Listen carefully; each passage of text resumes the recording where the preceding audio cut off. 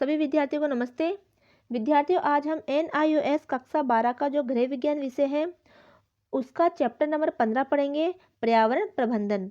ये चैप्टर है वो राजस्थान स्टेट ओपन बोर्ड के जो कक्षा 12 का जो गृह विज्ञान का सिलेबस है उसमें भी दे रखा है और NIOS के अंदर भी दे रखा है, क्योंकि दोनों का सिलेबस सेम है। तो इस पाठ को हम पढ़ेंगे। तो जैसे कि नाम से पता चल रहा है कि पर्यावरण प्रबंधन, तो प्रबंधन यानी होता है कि एक उचित व्यवस्था करना। और पर्यावरण पर्यावरण आप जानते हो कि हमारे आसपास का जो भी वातावरण है, जिसके अंदर जो भी तत्व शामिल है जो हमारी सहायता करते हैं, जैसे कि हवा है, पानी है, पेड़ पौधे हैं, नदियाँ हैं, पहाड़ है, ठीक है, भूमि है, ये सभी हमारे क्या है, संसाधन हैं और ये पर्यावरण का घटक है। उनका हम प्रबंधन कैसे करें, क्योंकि मानव आज जो मानव है जनसंख्या वृद्धि के कारण इन सभी तत्वों को नुकसान पहुंचाता जा रहा है। तो इस पाठ के अंतर्गत हम देखेंगे किस तरह से इनका हम प्रबंधन कर सकते हैं।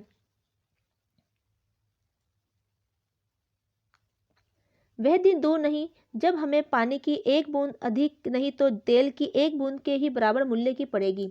तो पता चल रहा है कि पानी की कमी आती जा रही है ना, जिसके कारण जो तेल जिस भाव आज मिल रहा है, आने वाले समय में हमें पानी भी उसी भाव से मिले, अगर हमने अभी से ही पानी की बचत करना शुरू नहीं किया तो। और शीघ्र ही हमारे पास जंगल भी काटने के लिए नहीं बचेंगे। इससे भी खराब ये है कि जितनी भी भूमि कृषि के लिए बची होगी उसमें कुछ भी उगाने की क्षमता नहीं बचेगी।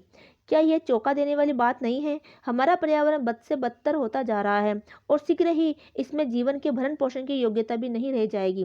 क्या आपको आश्चर्य हो रहा है? क्यों? इन पर्यावरणीय समस्याओं की प्रकृति व महत्व को समझने के लिए और उनका समाधान ढूंढने के लिए हम इस पाठ में पर्यावरण प्रबंधन के विषय में पढ़ेंगे। तो पाठ को पढ़ने का क्या उद्देश्य है? इस पाठ को पढ़ने के पश्चात आप निम्नलिखित कर पाएंगे। पर्यावरण और पर्यावरण निम्नीकरण जैसे शब्दों की को परिभाषित कर पाएंगे। पर्यावरण के निम्नीकरण के कारण व प्रभाव को पहचाना। ये पर्यावरण में जो निम्नीकरण का मतलब होता है पर्यावरण को नुकसान पहुंचाना। पर्यावरण अनुकूलन शब्द की व्याख्या कर पाएंगे। पर्यावरण अनुकूलन और पर्यावरण प्रतिकूल पदों और प्रक्रियाओं का सूचीकरण। अगला है अच्छे पर्यावरण के लिए सरकार और लोगों की भूमिका का स्पष्टीकरण हम कर पाएंगे। अब देखते हैं पर्यावरण निम्नीकरण क्या है। पर्यावरण से हम क्या समझते हैं? पर्यावरण हमारे चारों ओर का वातावरण है जिसमें जीवन का हर प्रकार, पौधे, जीव जंतु, मानव आदि व हवा, जल, भूमि, भवन, पार्क, वाहन आदि शामिल है। तो ये हो गई पर्यावरण की परिभाषा।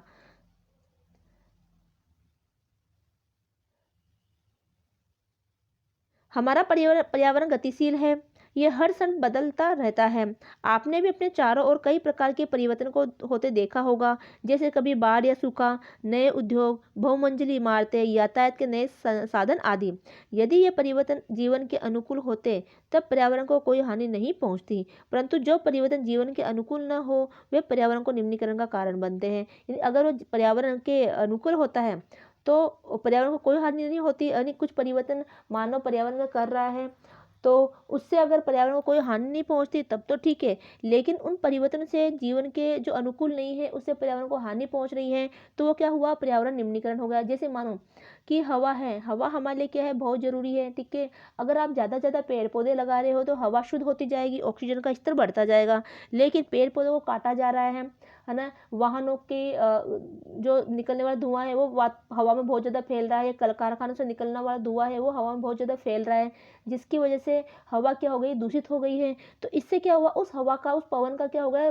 तो उसने पर्यावरण को निम्नीकरण कर दिया, उसको हवा को उसे दूषित करना, तो वही क्या कहलाया? पर्यावरण निम्नीकरण कहलाता है। तो इस तरह से तो जो परिवर्तन जो हुआ है हवा के अंदर वो हमारे जीवन के अनुकूल नहीं है, ठीक है। हमें वो नुकसान देंगे, कई तरह की बीमारियां फैलाएंगे, ऑक्सीजन का लेवल उसमें कम हो जाएगा। तो ये क्या हुआ? तो जो जीवन के अनुकूल ना हो ऐसे परिवर्तन अगर पर्यावरण में होते हैं तो वो पर्यावरण के निम्नीकरण का कारण बनते हैं। हमारे आसपास होने वाले हानिकारक परिवर्तनों को पर्यावरण निम्नीकरण कहते हैं। तो जो भी हमारे आसपास में पर्यावरण के घटक है उसमें कोई हानिकारक परिवर्तन होता है तो वो पर्यावरण निम्नीकरण कहलाता है। पर्यावरण का निम्नीकरण कहाँ कहाँ होता है? हवा, भूमि और जल, इन स्तरों में पर्यावरण का निम्नीकरण होता है। उदाहरण के लिए यदि हम पार्क में कचरा फेंकते जाएंगे तब कुछ समय बाद वहाँ कूड़े का एक बड़ा ढेर लग जाएगा और उस स्थान से दुर्गंध आने लगेगी। यह स्थान चूहों, मक्खियों और मच्छरों आदि के प्रजनन का स्थान भी बन जाएगा। इस प्रकार का अवांछित परिवर्तन पर्यावरण निम्नीकरण कहलाता है। इस प्रकार का पर्यावरण निम्नीकरण आप न केवल भूमि पर बल्कि जल व वायु में भी देख सकते हैं। तो वायु का तो अभी मैंने आपको उदाहरण देके समझाया। इसी प्रकार जल में, जैसे कि आसपास में कोई तालाब है, नदी है ना, उसके अंदर जो गंदा, उसको गंदा करना, उसमें पशुओं को नहलाना, स्वयं नहाना, कपड़ा धोना, आसपास के इस जो उनके किनारे हैं उनको दूषित करना, वहाँ कचरा फेंकना जिससे वो पानी में जाके मिल जाते हैं। ठीक है, धर्म और आस्था के नाम पर उसमें अस्थियों का, राख का विसर्जन करना, लाशों का विसर्जन करना। इसके अलावा पानी के अंदर जो कॉलोनियाँ हैं या जो बस्तियाँ हैं, गंदे नाले हैं, उसका पानी कहीं न कहीं ले जाकर ऐसी नदियों में, तालाबों के अंदर छोड़ देना, जिससे वो पानी क्या हो जाएगा, प्रदूषित हो जाता है। तो ये सभी स्थिति क्या है, तो इससे जल और क्या हो गया, प्रदूषित हो गया, जल का निम्नीकरण हो गया। अगला है पर्यावरण निम्नीकरण का कारण कौन है। तो कैसे पर्यावरण निम्नीकरण होता है, कौन कौन इसके कारण है, वो हम देखेंगे। आपको मालूम ही होगा कि अधिकांश पर्यावरण निम्नीकरण का जिम्मेदार मनुष्य स्वयं है। एक कागज और पेंसिल लेकर जिन कारणों को आप सोच सकते हैं उनकी एक सूची बनाइए। क्या आपकी सूची में निम्न में से कुछ शामिल है, जैसे कि जनसंख्या, अनियंत्रित जनसंख्या वृद्धि, अनियंत्रित जनसंख्या वृद्धि, तकनीकी विकास, दोषपूर्ण कृषि विधियाँ। दोषपूर्ण कृषि विधियों में क्या होगा, जैसे खेतों के अंदर जो है पहले तो जो है देसी खाद का उपयोग किया जाता है, लेकिन आज रासायनिक खादों का उपयोग किया जाने लगा है, जिससे वो अधिक से अधिक उत्पादन बढ़ा सके। तो उससे क्या हुआ कि भूमि जो है वो भी दूषित हो गई रासायनिक खाद की वजह से। साथ में जो उत्पाद हमें मिल रहा है, जो खेती में जो उपज हो रही है, उसमें भी रासायनिक तत्व मिल गए, तो वो हमारे शरीर के लिए भी हानिकारक है।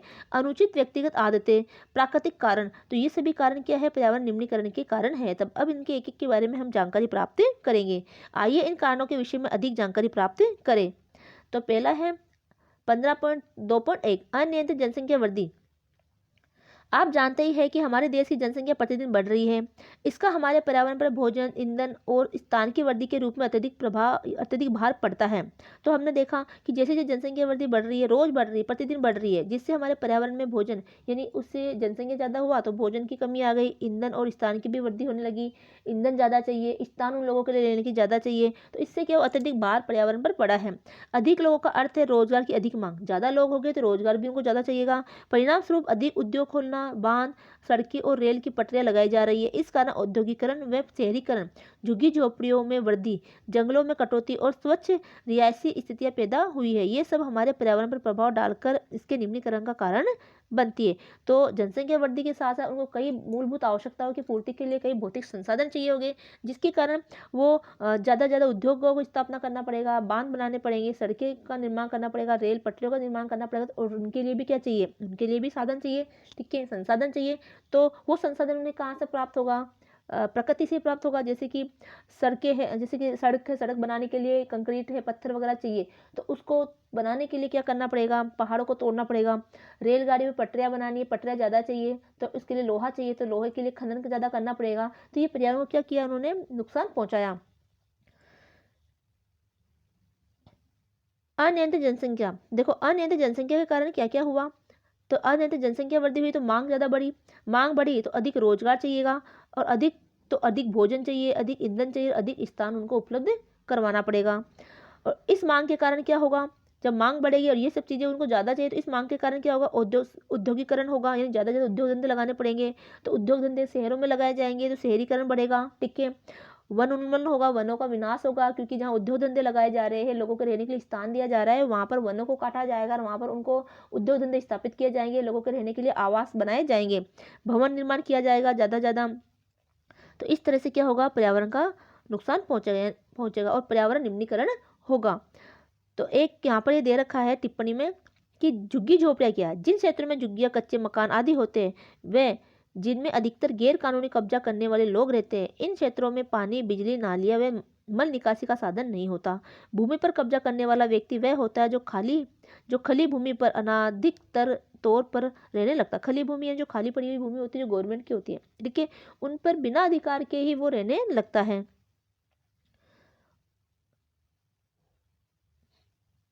आप बढ़ती जनसंख्या को रोकने में अपना योगदान दे सकते हैं, ये निश्चित करके कि सरकार द्वारा मान्य विवाह की आयु 18 वर्ष लड़कियां और 21 वर्ष लड़के से पूर्व विवाह नहीं करेंगे, तथा विवाह उपरांत पहले बच्चे का जन्म कम से कम 2 वर्ष के बाद होगा। अगला है तकनीकी विकास। आज जीवन के हर क्षेत्र में तकनीकी विकास हुआ है। बाजार में नए मॉडल की कारें, टेलीफोन, मोबाइल फ़ोन और घरेलू उपकरण जैसे कि वॉशिंग मशीन, माइक्रोवेव, ओवन आदि से बाजार भरे पड़े हैं। तकनीकी विकास हुआ है, देखो कैसे हुआ, परमाणु हथियार बने, ठीक है, कारखानों और खदानें का विकास हुआ, यातायात के साधन बढ़े। तो तकनीकी विकास तो हुआ, लेकिन उससे क्या हुआ, परमाणु हथियार यानी परमाणु बम का विकास किया गया, तो जिससे क्या होगा, युद्ध होगा, ठीक है। और युद्ध से क्या होगा, विघटन नाभि प्रदूषण होगा, जिससे क्या होगा, जल वायु भूमि के जीवन को खत्म करता है और पर्यावरण निम्नीकरण करता है। तो इस तरह से परमाणु हथियार का उपयोग भी क्या करता है, पर्यावरण निम्नीकरण। कारखाने और खदानें, तो कारखानों से क्या होगा कि हानिकारक रासायनिक अपशिष्ट निकलेंगे, ठीक है, और जिससे क्या होगा, दबाया गया है या पानी में बहाया गया, तो उस हानिकारक अपशिष्ट पदार्थों को या तो भूमि में दबा दिया गया है या फिर उसको पानी में बहा दिया जाएगा, ठीक है, जिससे क्या होगा, अगर पानी में बहाया जाता है तो जल का निम्नीकरण होगा और अगर भूमि में दबाया जाता है तो भूमि का निम्नीकरण होगा और हानिकारक गैसें निकलेगी, ठीक है, जैसे कि धुआं, सीसा, CO2, CO आदि निकलते हैं, यानी कार्बन डाइऑक्साइड निकलते हैं। तो उससे क्या होगा, हवाओं में वो गैस मिलेगी तो वायु में जाते हैं और ओजोन परत में कमी आती है और वायु का निम्नीकरण होता है। अगला है यातायात, तो यातायात की तकनीकी बढ़ी, यानी यातायात की सुविधा को जितना बढ़ाए तो क्या होगा, वाहन बढ़े तो इससे भी क्या निकली, हानिकारक गैसें निकली है, वाहनों से भी क्या हुआ, हानिकारक गैसें निकली। वायुयान, तो वायुयान भी क्या करती है, हानिकारक गैसें निकालती है। और पानी के जहाज, तो पानी के जहाज बनेंगे तो पानी के जहाज से क्या होगा कि पानी के जहाज पानी का जहाज रिसने वाला तेल, तो पानी के जहाज़ों में कई बार उसमें तेल वगैरह डाला जाता है, जहाज़ों के अंदर पेट्रोल वगैरह डाला जाता है ताकि वो चले, है ना, तो उससे कई बार तेल रिस जाता है सागरों के अंदर, महासागरों में, तो वो पानी गंदा हो जाता है। तो पानी में रहने वाली मछलियाँ व जीव जंतु प्रभावित होती हैं। अब देखो कुछ टिप्पणी में ओजोन परत के बारे में बता रखा है कि ओजोन परत क्या है। ये पृथ्वी के चारों ओर हवा की एक सुरक्षा परत है जो हमें सूर्य के अल्ट्रावायलेट किरणों से के प्रभाव से बचाती है। तो ये ओजोन परत जो है समताप मंडल में होती है। आपने वायुमंडल के बारे में कभी पढ़ा हो तो वायुमंडल की जो परतें हैं, 5 परतें, उसमें पहला सौर मंडल है, उसके बाद समताप मंडल है। तो समताप मंडल के अंदर ये परत होती है जो हमें सूर्य से आने वाली पराबैंगनी किरणों से हमारी रक्षा करता है, तो जिसकी वजह से हम कई तरह की बीमारियों से बच सकते हैं। तो CO2 कार्बन डाइऑक्साइड और CO कार्बन मोनोऑक्साइड। तो ओजोन परत के विनाश के कारण आज ओजोन परत के विनाश के कारण हमारे धरती पर बहुत ज़्यादा सूर्य ताप प्राप्त होने लगा, तो गर्मी बढ़ गई है, ठीक है, और सीधे सीधे अल्ट्रावायलेट किरणें हमारी त्वचा को नुकसान पहुंचाती हैं। तो ओजोन परत होना बहुत जरूरी है। हमारा ऑफिस में भी नए उपकरणों की भरमार है। इन उपकरणों को का उत्पादन जिन औद्योगिक इकाइयों में होता है वहां उनके उत्पाद के दौरान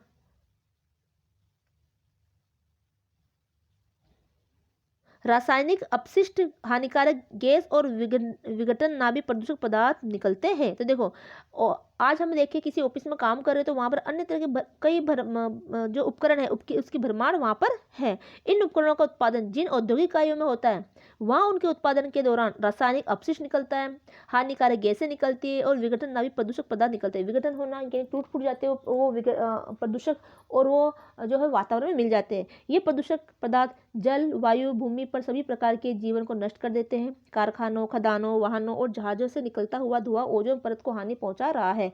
अतः इस तकनीक विकास से हमारे पर्यावरण को क्षति पहुंचती है। तो इससे कोई पाठ्यक्रम प्रश्न है कि पर्यावरण क्या है, तो हवा जिसमें जीव जंतु सांस लेते हैं, जल, भूमि व जीव जंतु, सभी जीवित निर्जीव पदार्थ, जल, भूमि को निर्जीव पदार्थ, तो सभी जीवित और निर्जीव पदार्थ मिलकर क्या बनाता है, पर्यावरण बनाता है। पर्यावरण निम्नीकरण का अर्थ निम्न में से वांछित परिवर्तन है: आपसी मेलजोल, जल प्रदूषण, भूमि का निम्नीकरण और आसपास का वातावरण।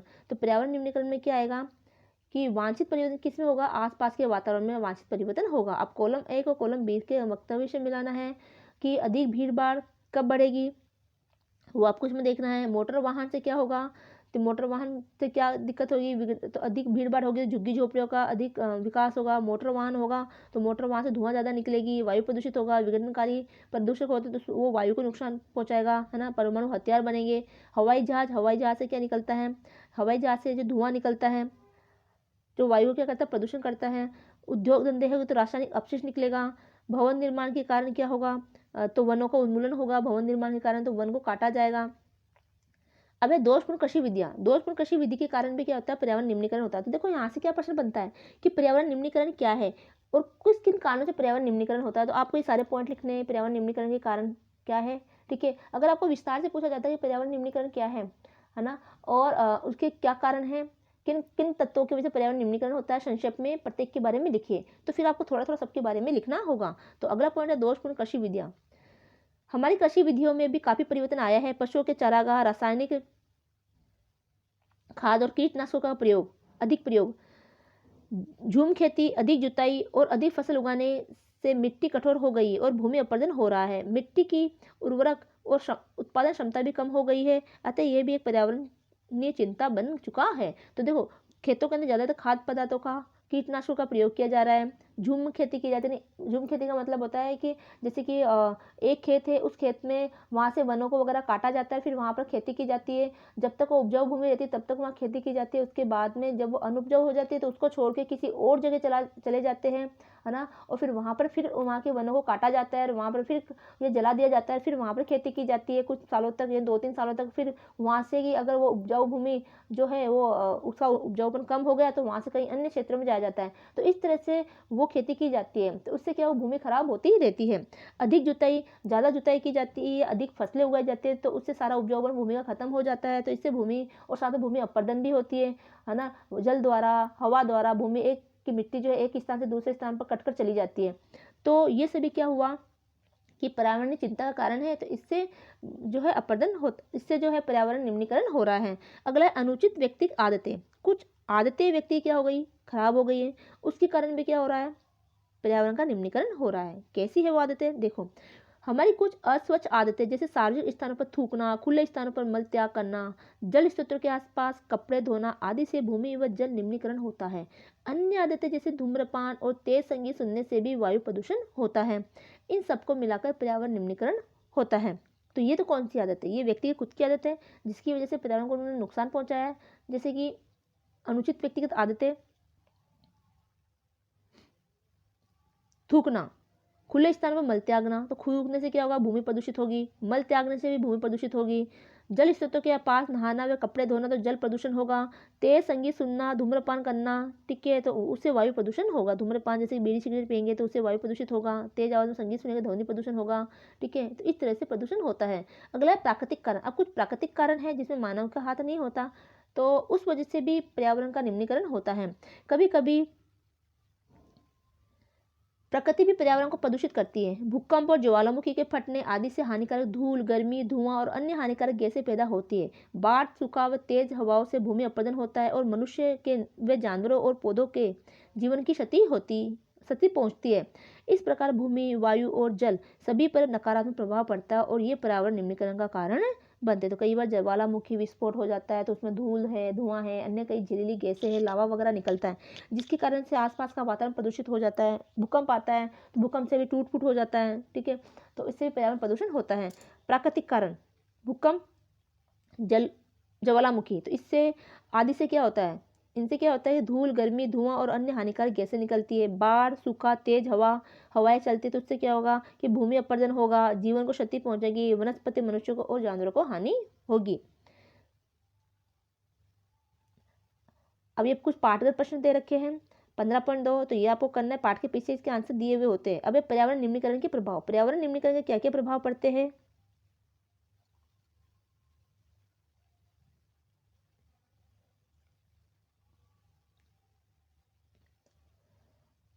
अब तक आपने देखा कि किस प्रकार पर्यावरण निम्नीकरण भिन्न भिन्न क्षेत्रों में, जैसे भूमि, वायु और जल में होता है। स्पष्ट रूप से ये हमें किसी न किसी रूप में प्रभावित करते हैं। आइए देखिए पर्यावरण निम्नीकरण के कौन कौन से रूप है और वे हमें किस प्रकार प्रभावित करते हैं। तो पर्यावरण निम्नीकरण के कौन से रूप है वो हम देखेंगे कि पहला है भूमि का निम्नीकरण, वन उन्मूलन यानी वनों को काटना। वायु का निम्नीकरण, वायु को दूषित करना। जल का निम्नीकरण, जल को दूषित करना और गंदी बस्तियां। तो ये सभी जो है पर्यावरण निम्नीकरण के कारण है। ये निम्नीकरण के प्रकार है, पर्यावरण के निम्नीकरण के प्रकार, जो प्रभावित करने वाले प्रकार है ये। अब है भूमि का निम्नीकरण, एक एक के बारे में पढ़ेंगे। तो आपको यहाँ से ध्यान रखना, प्रश्न यहाँ से बनता है जैसे कि पर्यावरण निम्नीकरण के प्रभाव, कि पर्यावरण निम्नीकरण के प्रभाव कहाँ कहाँ पर होते हैं, है ना। या पर्यावरण पर हमें किस प्रकार प्रभावित करता है। तो भूमि का निम्नीकरण हो जाएगा, वनों का उन्मूलन हो जाएगा, वायु का प्रदूषित हो जाएगा, वायु का निम्नीकरण हो जाएगा, जल का निम्नीकरण हो जाएगा, गंदी बस्तियों का विकास होगा। तो एक एक के बारे में हम जानकारी प्राप्त करेंगे। तो पहला है भूमि का निम्नीकरण। क्या आप जानते हैं कि मिट्टी भूमि की सबसे ऊपरी उपजाऊ परत है जिस पर पौधे उगते हैं? क्या आपने कभी विचार किया है कि हर साल पतझड़ में गिरने वाली पत्तियों का क्या होता है? हाँ, वे कुछ समय बाद जमीन से गायब हो जाती है, परंतु क्या आप जानते हैं क्यों? दरअसल मिट्टी में कुछ अत्यंत महत्वपूर्ण सूक्ष्म जीवाणु होते हैं जो मृत पौधे, जीव जंतु आदि मृत पदार्थों को सरल पदार्थों में परिवर्तित करने में सहायता करते हैं। तो भूमि का निम्नीकरण होता है। ठीक है। तो जो उपजाऊ परत होती है वो कैसे बनती है कि जो पेड़ पौधे होते हैं उसकी पत्तियां झड़ती है, तो पत्तियां कहाँ चली जाती है? इतनी सारी पत्तियां है कि जो मिट्टी है, मिट्टी में कुछ सूक्ष्म जीवाणु होते हैं जो उसको गला देते हैं, सड़ा देते हैं और वो मिट्टी में उसको मिला देते हैं। परंतु जब हम अत्यधिक मात्रा में रासायनिक खाद और कीटनाशकों का प्रयोग करते हैं या खानों और उद्योगों का अपशिष्ट भूमि में दबा देते हैं, तब भूमि के ये सूक्ष्म जीवाणु नष्ट हो जाते हैं। इस प्रकार मिट्टी की उपजाऊ क्षमता प्रभावित होती है, क्योंकि मृत जीव जंतु व पौधों को सड़ाने गलाने वाले ये सूक्ष्म जीवाणु उपलब्ध नहीं होते। तो जो ये मृत जीव जो होते हैं, जैसे जंतु है, पेड़ पौधे हैं, इनको सड़ाने वाले जो सूक्ष्म जीवाणु हैं वो उपलब्ध नहीं हो पाएंगे। क्यों नहीं हो पाएंगे? क्योंकि ज़्यादा रासायनिक खादों का प्रयोग, खानों तथा उद्योगों के अवशिष्ट मल भूमि में दाबना, अवशिष्टों को भूमि में दबाना, इसकी वजह से ये जो सूक्ष्म जीवाणु है वो क्या हो जाएंगे? नष्ट हो जाएंगे। इसलिए सूक्ष्म जीवाणु को किसान का मित्र भी कहा जाता है। क्या आप जानते हैं कि कीटनाशक आदि का छिड़काव पौधों, फूलों और सब्जियों के अंदर प्रवेश कर जाता है और फिर इन फल व सब्जियों के जानवरों व मनुष्यों द्वारा खाए जाने पर ये उसमें प्रवेश कर जाते हैं?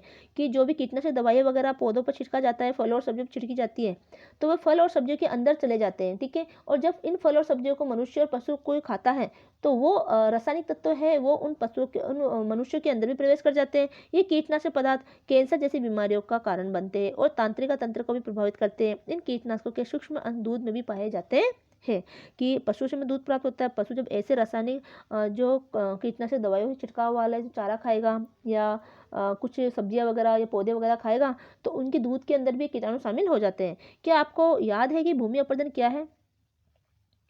मिट्टी की ऊपरी परत जो उपजाऊ होती है पेड़ों की जड़ों द्वारा बंधी होती है, परंतु वन उन्मूलन से मिट्टी ढीली हो जाती है। वनों उन्मूलन यानी वनों को काटने से, पेड़ पौधों घासों को हटाने से वहां पर वो मिट्टी की वजह से ढीली हो जाएगी, क्योंकि पेड़ पौधे क्या करते हैं कि मिट्टी की जड़ों को बांधे रखते हैं। आपने कई बार देखा होगा आपके आसपास अगर कोई पार्क है, वहां पर जैसे घास वगैरह पार्क में जो हरी हरी दूब उगाई जाती है, ठीक है, तो वहां का अगर तेज बारिश भी आती है तो वो मिट्टी वहां से कटती नहीं है, क्योंकि जो दूब वगैरह है, पेड़ पौधे हैं, उन्होंने उस मिट्टी को बांधे रखा है। लेकिन एक ऐसा क्षेत्र है जहाँ पर कोई भी पेड़ पौधा नहीं लगा हुआ, सिर्फ धरती खाली पड़ी हुई है ना, तो ऐसी जगह पर क्या होगा, जब भी बरसात आएगा वो मिट्टी भीग कर कट कर नालियां बन जाएगी और मिट्टी भीग कर वहां से चली जाएगी। तो ये क्या हुआ? भूमि का अपरदन, क्योंकि वहां की मिट्टी ढीली हो चुकी है। तो मिट्टी की ऊपरी परत जो उपजाऊ होती है पेड़ों की जड़ों द्वारा बंधी होती है, परंतु वनोन्मूलन से मिट्टी ढीली हो जाती है और तेज हवाओं, बाढ़ व ग्लेशियर आदि से बह जाती है। इसी को भूमि अपरदन कहते हैं और यह मिट्टी की उपजाऊ क्षमता को प्रभावित करता है। तो उपजाऊ जो क्षमता है भूमि की उसको प्रभावित करेगा, क्योंकि मिट्टी की जो ऊपरी परत है जो उपजाऊ है वो बहकर कहीं ना कहीं चली जाएगी। अब हम संक्षेप में देखेंगे। देखो एक क्रियाकलाप दे रखा है, दो बक्से लीजिए और उन्हें मिट्टी से भर दीजिए, उन्हें तिरछा कर दीजिए, एक में घास बो दीजिए और दूसरे को ऐसे ही छोड़ दीजिए। यानी कि आपको क्या लेना है? दो बक्से लेना है, उनमें मिट्टी भरना है, उन्हें तिरछा कर दीजिए, एक में घास बो दीजिए और दूसरे में को ऐसे ही छोड़ दीजिए। इनमें पानी डालिए और जो पानी बहकर नीचे आता है उसे इकट्ठा कर लीजिए। पानी का रंग नोट करिए। पानी सूखने पर मिट्टी की मात्रा की गणना कीजिए। आप देखेंगे कि बिना घास वाले डिब्बे में निकली मिट्टी की मात्रा घास वाले डिब्बे से अधिक है। ये प्राय बताता है कि मिट्टी की पौधे मिट्टी को बांधे रखते हैं और भूमि अपरदन को रोकते हैं। तो भूमि निम्नीकरण के प्रभाव, अब देखो संक्षेप में भूमि निम्नीकरण का प्रभाव हम देखेंगे कि मृतक पदार्थों को सड़ने गलाने और वाले सूक्ष्म जीवाणुओं को नष्ट कर देता है। तो अभी हमने पढ़ा, उसको संक्षेप में बता रखा है कि मृतक पदार्थों को सड़ाने गलाने वाले जो सूक्ष्म जीवाणु है उसको क्या करेगा? भूमि निम्नीकरण नष्ट कर देगा। भूमि अपरदन होगा। कैंसर जैसी बीमारियां होती है जो तंत्रिका तंत्र को प्रभावित करती है। जब रासायनिक खादों का छिड़काव किया जाता है, कीटनाशक दवाइयों का छिड़काव किया जाता है पेड़ पौधों में, है ना, उससे उत्पादन जो भी होता है वो अगर हम खाते हैं तो हमें कैंसर जैसी बीमारियां हो जाती हैं। तो ये भी सभी क्या है? भूमि की उपजाऊ क्षमता प्रभावित होती है। तीनों ही कारणों से भूमि की उपजाऊ क्षमता क्या होती है? प्रभावित होती है। अगला है वन उन्मूलन। वन उन्मूलन यानी वनों का काटना, उन्मूलन यानी होता है नष्ट करना। तो जंगल हमारे लिए अत्यंत महत्वपूर्ण है क्योंकि वे हमें लकड़ी, जड़ी बूटी और व्यावसायिक व घरेलू उपयोग की वस्तुएं देते हैं। सबसे अधिक महत्वपूर्ण ये है कि वे हमें ऑक्सीजन देते हैं और मौसम की परिस्थितियों को प्रभावित करते हैं। जंगलों के कारण ही वर्षा होती है, तापमान अनुकूल बना रहता है और वे हवा और आर्द्रता को भी बनाए रखते हैं। आप जानते हैं कि पौधे भूमि अपरदन रोकते हैं। साथ ही जंगल हमारे प्राकृतिक जल स्रोतों जैसे कि झरने, झीलों और नदियों को भी नियंत्रित करते हैं। जंगल जंगली जानवरों व पक्षियों को आश्रय भी देते हैं। जब पेड़ों की जड़ें ऊपरी मिट्टी की परत को बांधने के लिए नहीं होती तब क्या होता है? हाँ, इससे निम्न में कुछ भी हो सकता है, जैसे कि भूस्खलन, लैंड स्लाइड्स हो सकता है, बाढ़ आ सकती है। जैसे कि अगर पेड़ नहीं होगा तो पेड़ों की जड़ें अगर मिट्टी को नहीं बांधे रखेगी, है ना, अगर वहाँ पेड़ नहीं होगा तो मिट्टी की जड़ को नहीं बांध सकती, तो उससे क्या होगा, भूसंकलन हो जाएगी, मिट्टी वहाँ से धंस के चली जाएगी, बाढ़ आ जाएगी और भूमि का अपरदन होगा। इस सबसे समुद्र का जल स्तर ऊंचा हो जाता है और हमें जो भूमि उपलब्ध है वह कम हो जाती है। जहाँ जंगल नहीं होते वहाँ वर्षा नहीं होती। इससे जलवायु प्रभावित होता है क्योंकि जहाँ बहुत ज़्यादा पेड़ पौधे होते हैं वहाँ पर हरियाली रहती है, तो पेड़ पौधे से क्या होता है, ठंडकपन रहता है उस वातावरण में और वो वर्षा को प्रभावित करता है। तो जहाँ ज़्यादा पेड़ पौधे होंगे वहाँ वर्षा की मात्रा भी अधिक होगी और ठंडापन रहेगा, गर्मी नहीं लगेगी और अंततः झरने, झीलें और नदियाँ भी सूख जाती है। तो बरसात नहीं होगी तो क्या होगा, नदियाँ, झरने, झीलें सूख जाएगी। आपने बुजुर्गों को उन झरनों या स्रोतों के विषय में बात करते सुना होगा जो कभी हुआ करते थे। अब आप केवल भूमि या पत्थरों पर इस जल का निशान मात्र ही देख सकते हैं। इससे जंगली जानवर और पक्षी सबसे अधिक प्रभावित होते हैं, वे लुप्तप्राय हो जाते हैं। क्या आपने स्थानीय नदी के जल स्तर में पिछले 2-3 सालों में कोई अंतर देखा है? तो आपको देखना है आपके आसपास में कोई नदी हो, कोई झील हो, है ना, कोई तालाब हो, तो उसमें देखो आपके आपके 2-3 सालों में उसके जल स्तर में कितनी कमी आई है। तो इन सबसे जो जंगली जानवर है वो ज़्यादा प्रभावित होते हैं क्योंकि उनको रहने के लिए कोई ठिकाना नहीं होता और वो धीरे धीरे लुप्त होती जाती है, उनकी प्रजातियां लुप्त हो जाती हैं। तो आज हमने देखा कई प्रजातियां ऐसी है जो धीरे धीरे लुप्त होती जा रही है। संक्षेप में हम इसके सार को देखेंगे तो वन उन्मूलन से क्या होता है, भूसंकलन होता है, बाढ़ आती है, भूमि अपरदन होता है, जलवायु में परिवर्तन होता है, जंगली जानवरों और चिड़ियों का लुप्तप्राय हो जाना। तो भूसंकलन, बाढ़ और भूमि अपरदन, इससे क्या होगा, समुद्र का जल स्तर ऊंचा हो जाता है और जिससे भूमि की उपलब्धता में कमी हो जाती है। जलवायु में परिवर्तन होने से वर्षा न होना, झीलों व नदियों का सूख जाना और जंगली जानवरों और चिड़ियाओं का लुप्त हो जाना भी शामिल है।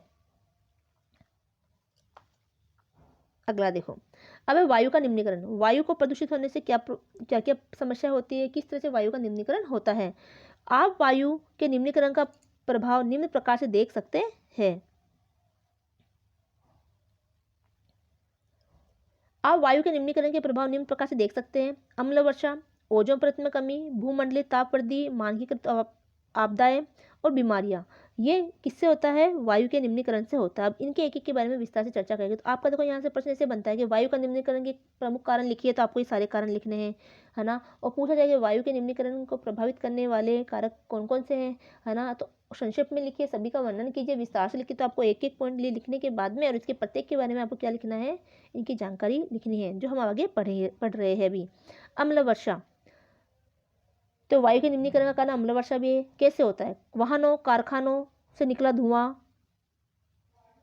हानिकारक गैस छोड़ता है। तो वाहनों, कारखानों से निकला हुआ धुआं है वो हानिकारक गैस छोड़ता है, जैसे कि सल्फर डाइऑक्साइड और नाइट्रोजन के ऑक्साइड आदि।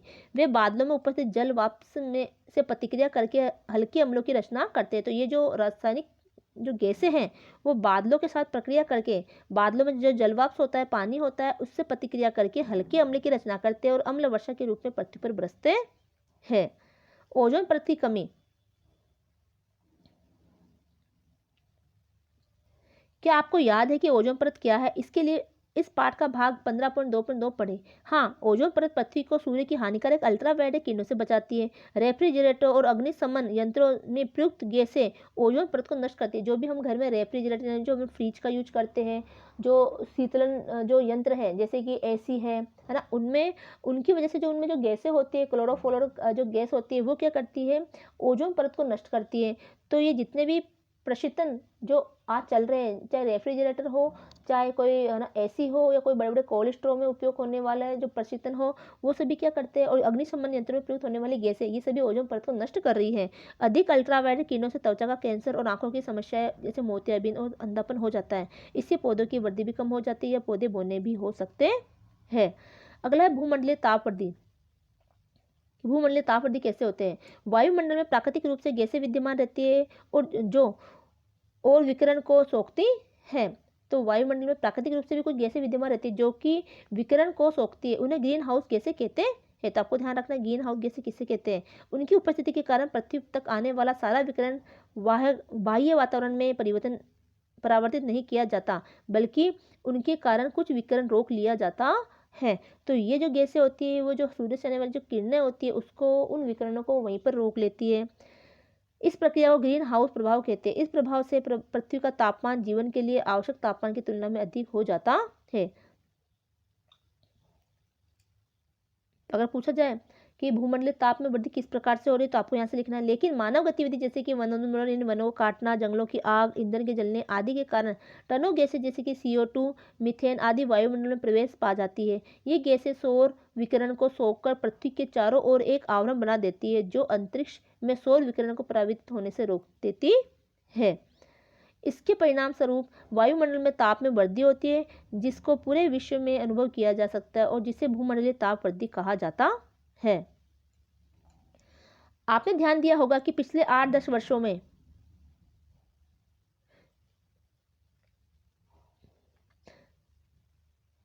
गर्मी के मौसम में आवश्यकता से अधिक गर्मी पड़ रही है। तो आपने देखा होगा कि पिछले 8-10 वर्षों में गर्मी के मौसम में आवश्यकता से अधिक गर्मी पड़ रही है, जबकि सर्दियों में कम ठंड हो रही है।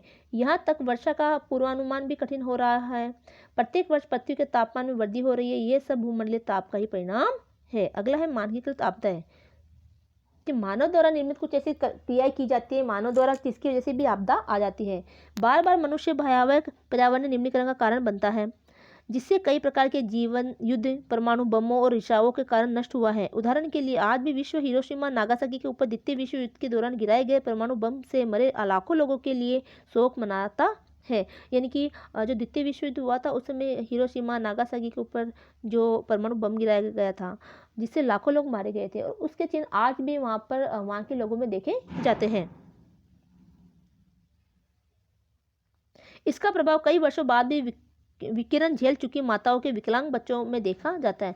तो वहाँ पर जो माताएं विकिरण झेल चुकी हैं उसके जो बच्चे वो विकलांग पैदा हुए उनमें देखा जाता है। इसका प्रभाव पौधों, जीव जंतुओं, जलचर जीवों और भूमि में काफ़ी वर्षों तक देखा गया है। तो इसका प्रभाव क्या पेड़ पौधों पर पड़ता है, जीव जंतु पर पड़ता है, जल जीवों जो पानी में रहने वाले जलचर जो जीव है, पानी में रहने वाले जीव है, उन पर पड़ता है। भूमि में काफ़ी वर्षों तक देखा जाता है, भूमि की उपजाऊपन खत्म हो जाती है। वर्षों बाद एक अन्य मानकीकृत संकट आया, जब कुवैत और इराक के खाड़ी युद्ध में तेल के कुओं में आग लगाई गई थी। इससे तेल का रिसाव समुद्र में हो गया था। तेल के कुओं की आग समुद्र तक फैल गई थी और महीनों तक लगी रही। इससे अनगिनत मछलियां और जीव जंतु मर गए और धुएं ने हवा को कई महीनों तक प्रदूषित किए रखा। तो ये एक घटना थी जो हुई थी, जिसके कारण जो समुद्र का पानी दूषित हुआ, कई मछलियां और जीव जंतु मारे गए और धुआं ने हवा को महीनों तक प्रदूषित किया। औद्योगिक रिसाव भी कई मौतों के लिए जिम्मेदार हैं। हम भारतवासी भोपाल गैस कांड को भूल नहीं सकते। भोपाल में कीटनाशक फैक्ट्री में गैस के रिसाव ने हजारों लोगों को मौत की नींद सुला दिया। जो जीवित व्यक्ति बचे वे आज भी सांस की तकलीफ जैसे कि ब्रोंकाइटिस, दमा आदि व आंखों और त्वचा की तकलीफों को झेल रहे हैं।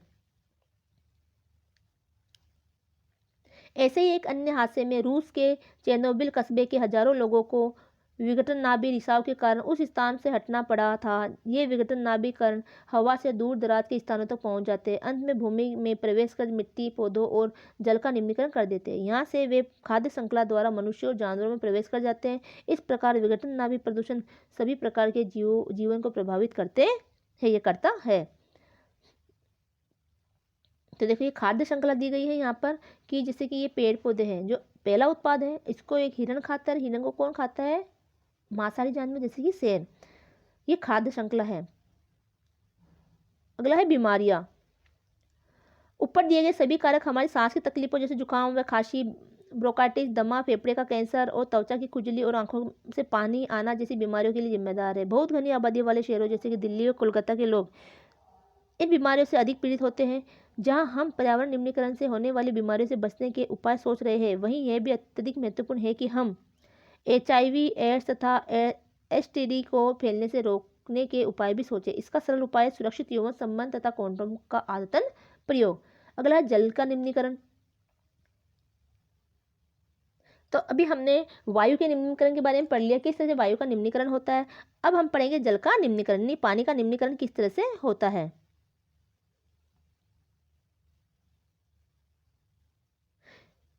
क्या आपने कभी गौर किया है कि नदियाँ, झीलों और नहरों आदि का पानी एकदम स्वच्छ नहीं होता। अधिकांश नदियाँ, विशेषतः जो कस्बों और शहरों के पास होती है, वह दुर्गंधयुक्त होती है।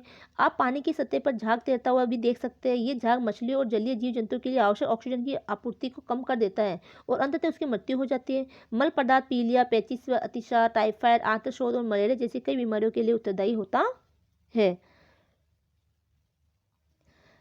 इनके अतिरिक्त जल का निम्नीकरण औद्योगिक रासायनिक अपशिष्टों से भी होता है। रासायनिक पदार्थ जो उद्योग धंधों में, उद्योग कल कारखानों में जो अपशिष्ट निकलता है ना, जो रासायनिक होता है, जो अपशिष्ट है, उससे भी होता है, जो रक्त कैंसर व अन्य कैंसर, एलर्जी, विकलांगता आदि कई गंभीर बीमारियों का कारण बनता है। जल के निम्नीकरण से क्या क्या होता है, संक्षेप में यहाँ बता रखा है कि मछलियों व अन्य जलचर जंतुओं की मृत्यु होती है।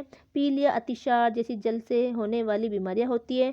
अन्य बीमारियां जैसे कि शारीरिक विकलांगता, रक्त का कैंसर व अन्य कैंसर आदि बीमारियां होती है। आपको टिप्पणी में कुछ लिखा हुआ है, जैसे कि जलीय पौधे CO2 अंदर लेते हैं। देखो, जो जलीय पौधे होते हैं वो क्या लेते हैं, कार्बन डाइऑक्साइड अंदर लेते हैं, जानवरों द्वारा छोड़ी गई, और CO और O2 छोड़ते हैं।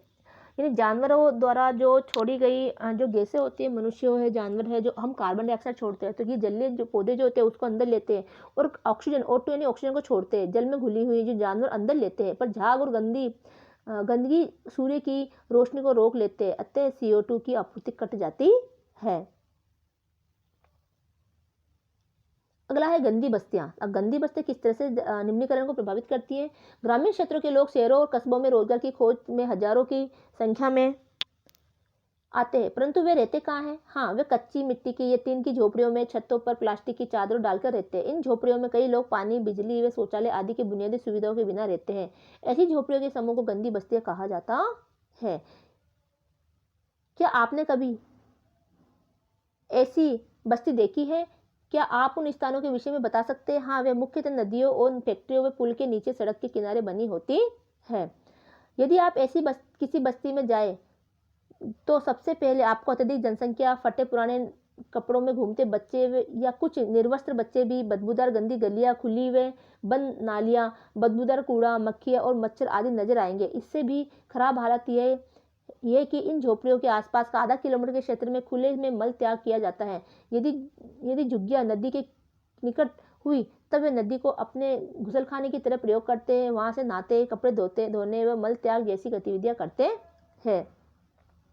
क्या आपने प्लेग की याद है। आपको प्लेग की याद है कि ये जो एक भयंकर बीमारी थी जो फैली थी, तो क्या आपको प्लेग की याद है। ये सूरत में हाल ही में महामारी की तरह फैला, वे देश के सभी लोगों को भयभीत कर दिया था और कई जाने ली थी। इसका कारण भी कचरे का उचित निपटान न करना था। घरेलू कीड़े मकोड़ों और चूहे जैसे जानवर इस कचरे पर पनपते हैं। ऐसे अस्वच्छ स्थानों पर बिना बुनियादी सुविधा के रहने वाले लोग पीलिया, पेट के कीड़े, पेचिश, अतिसार, खुजली, टीबी और मलेरिया जैसे रोगों से पीड़ित हो रहते हैं। यहाँ तेज शोर भी होता है, जिससे स्थायी बहरापन, उच्च रक्तचाप, तनाव और अवसाद हो सकते हैं। तो अब संक्षेप में बता रखा है गंदी बस्तियों के कारण क्या क्या होते हैं। ये गंदी बस्तियों के कारण क्या हो सकता है कि पीलिया, डायरिया, खुजली, टीबी आदि बीमारी होती है। अस्वस्थता से प्लेग फैलता है। तेज शोर से बहरापन व तनाव हो जाता है। अभी कुछ पाठ के प्रश्न दे रखे हैं, जिसको कॉलम ए से कॉलम बी को मिलाना है, तो इसके आंसर पाठों के पीछे होते हैं। तो अगर आपके पास किताब है तो वहां से आप इसका कर सकते हो। अगला है आशा की किरण।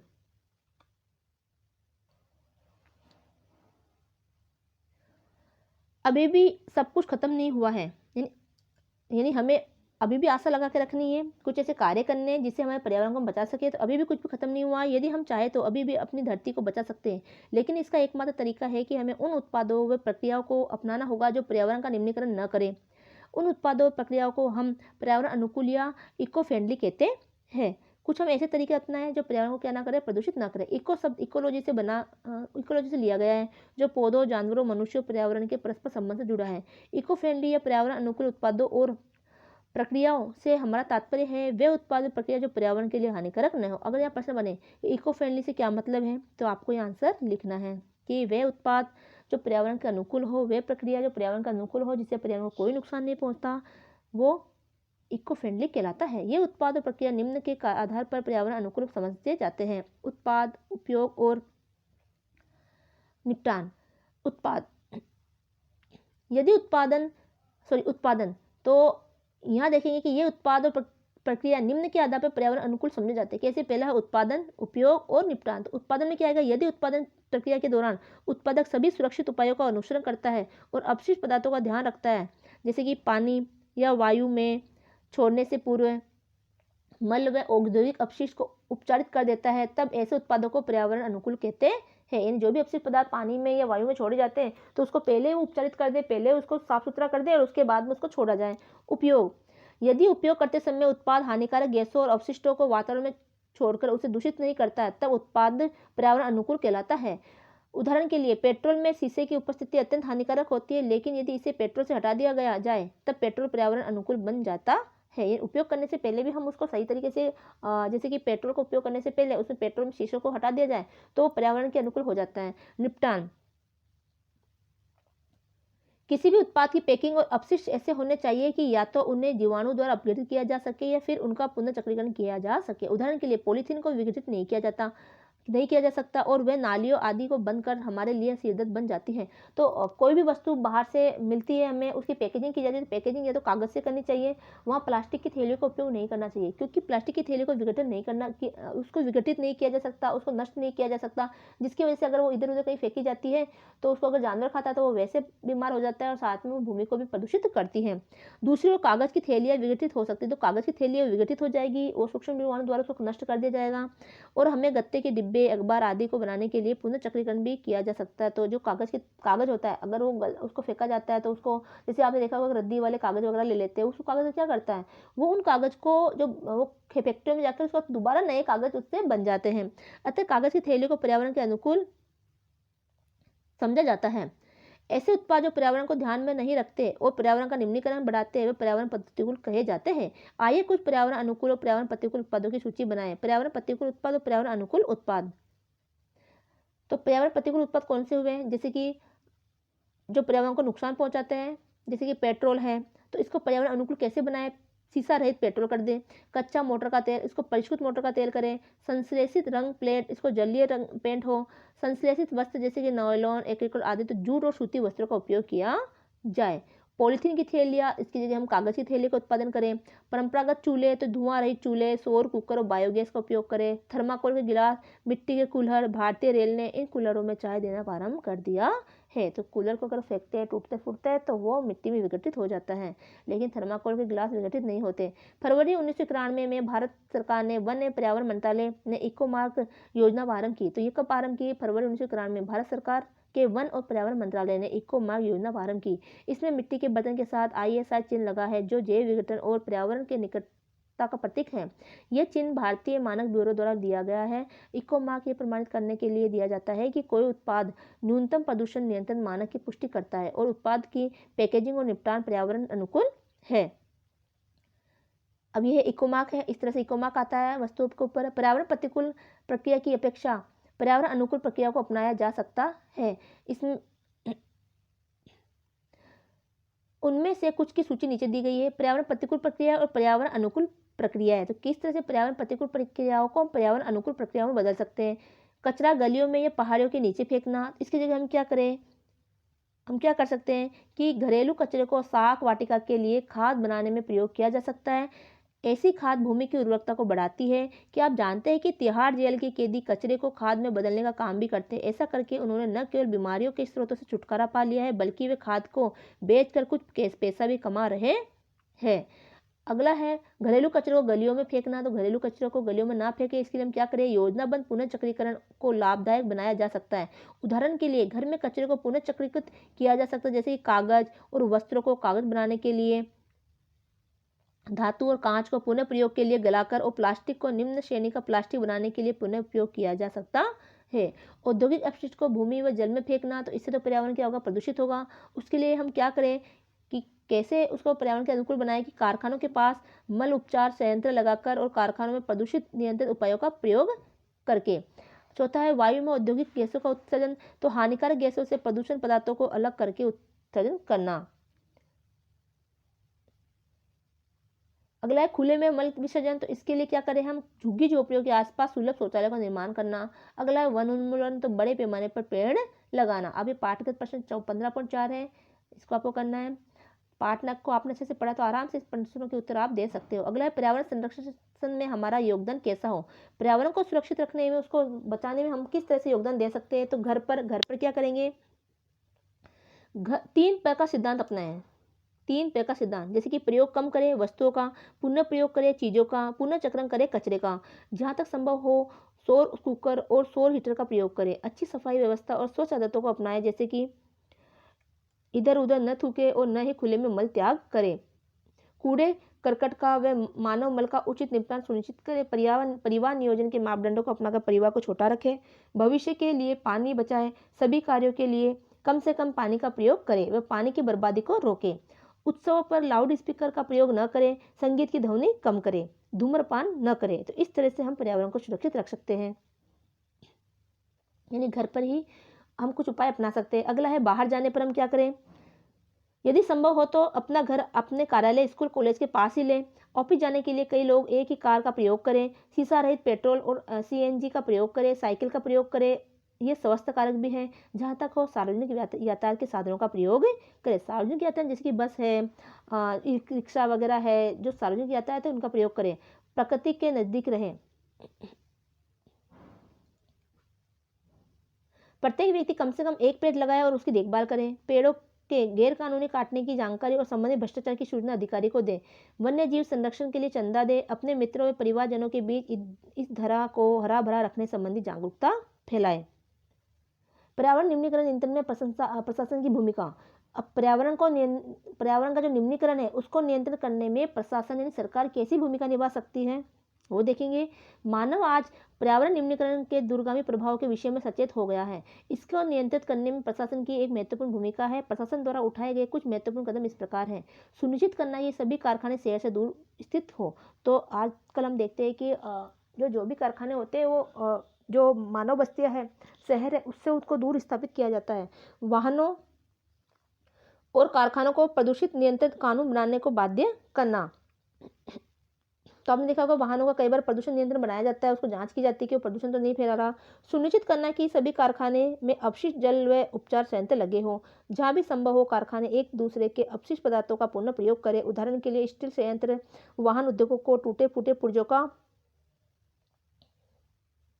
इस्तेमाल कर सकते हैं। लोगों को परिवार नियोजन अपनाने को बाध्य करना। कूड़े के निपटान के लिए प्रभावी व्यवस्था करना।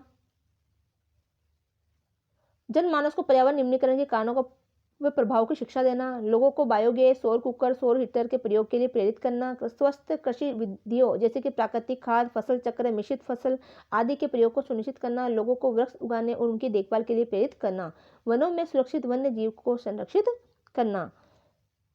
अब ये कुछ क्रियाकलाप दे रखी है कि स्थानीय कबाड़ी के पास जाइए और पता लगाए कि निम्न कैसे और कहाँ जाते हैं। जैसे पुरानी अखबार और पत्रिकाएं कहाँ जाती है, धातु प्लास्टिक की चीज़ें कहाँ जाती हैं, बोतलें की कांच की बोतलें कहाँ जाती है। अपने घरेलू कूड़े करकट को जैव निम्नीकरण और जैव अनिम्नीकरण अपशिष्ट के आधार पर छांटिए।